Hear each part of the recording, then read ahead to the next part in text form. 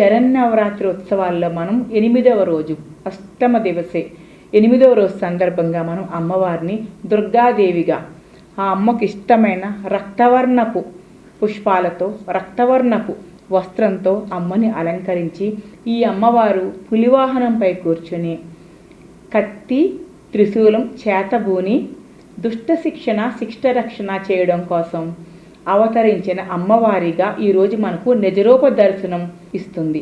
లోక భయంకరుడైన రురువు కుమారుడు అయిన దుర్ముఖుణ్ణి సంహరించిన తరువాత అమ్మవారు ఇంద్రకీలాద్రిపైన ఈరోజు దుర్గాదేవిగా కొలువుదీరారు. ఎందరో రాక్షసులను సంహరించిన దుర్గాదేవిని ఈరోజు దర్శించుకుంటే ఎన్నో దుర్గతుల నుంచి ఉపశమనం పొందుతారని భక్తుల విశ్వాసం.